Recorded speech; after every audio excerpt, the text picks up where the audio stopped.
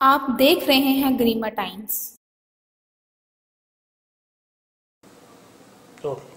अमर शहीद मदन लाल ढींगरा की प्रतिमा को लेकर एक तरह की राजनीति शहर में चल पड़ी है और इसी मुद्दे पर चर्चा करने के लिए आज हमारे साथ कुछ मेहमान हैं। आइए हम पहले उनका परिचय करवा देते हैं। हमारे पास साथ सबसे पहले राजकमल सहगल जी समाज सेवी हैं। उसके बाद हमारे साथ पंकज सचदेवा जी हैं, युवा कांग्रेस के नेता हैं। मेरे बिल्कुल साथ में ही लवलीन टोटेजा जी हैं, युवा बीजेपी के नेता हैं। फिर हमारे बिल्कुल आखिर में हरियाणा पंजाबी स्वाभिमान संघ से हेमंत बख्शी जी हैं। तो आज हम इसी जो महत्वपूर्ण जो मुद्दा हो चुका है, क्योंकि काफी महत्वपूर्ण ये मुद्दा है, देश के महान स्वतंत्रता सेनानी रहे हैं मदन लाल ढींगरा, लेकिन उनके नाम पर जो जिस तरह की सियासत यहाँ चल पड़ी है उसी पर हम चर्चा की अपनी शुरुआत करते हैं। और सबसे पहले हम चर्चा की शुरुआत हेमंत जी से करते हैं। हेमंत जी, जिस तरह की ये राजनीति मदन लाल ढींगरा के नाम पर हुई है या हो रही है, उस पर आपका क्या मानना है?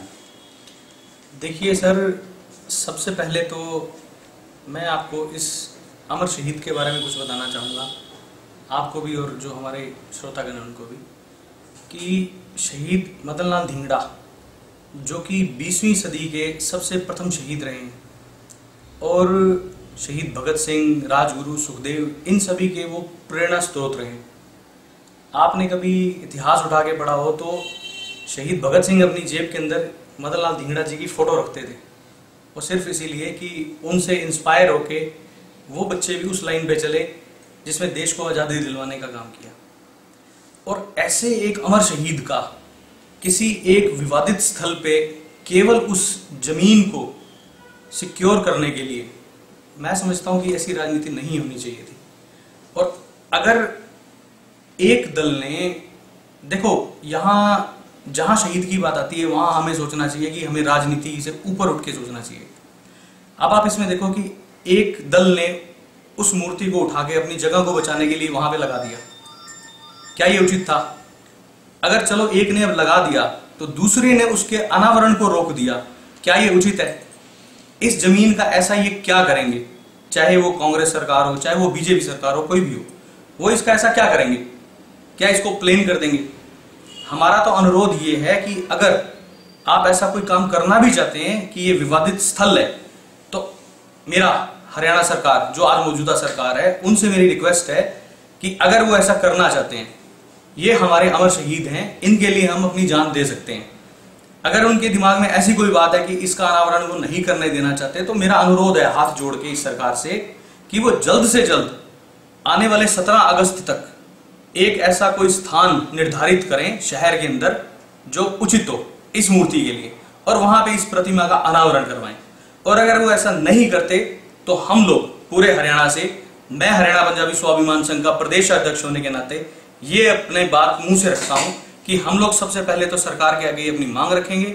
अगर सरकार इस पे अमल नहीं करती तो हम 17 अगस्त को चाहे अपनी गिरफ्तारी देंगे, चाहे अपनी जान देंगे, मगर इस मूर्ति का अनावरण हम 100% करके छोड़ेंगे।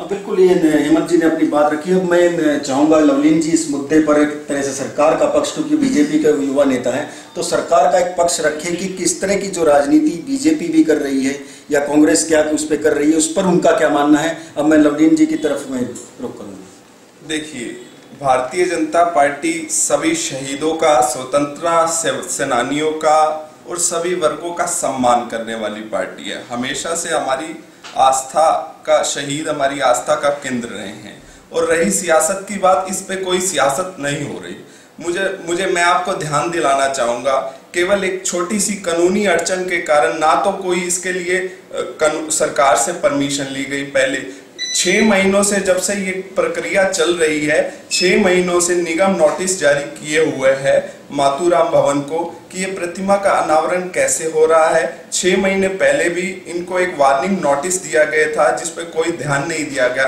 मैं ध्यान दिलाना चाहूंगा, कांग्रेस के कार्यकाल में चौधरी रणबीर सिंह हुड्डा की मूर्ति कैनाल रेस्ट हाउस के सामने लगी थी। न्यायालय के आदेशों के कारण लगी हुई मूर्ति हटा दी गई। मुझे लगता है जब राज्य की सरकार होते हुए चौधरी भूपेंद्र सिंह हुड्डा मुख्यमंत्री होते हुए लगी हुई मूर्ति कानूनी अड़चन के कारण हटी, तो 6 महीने पहले नोटिस दिए गए।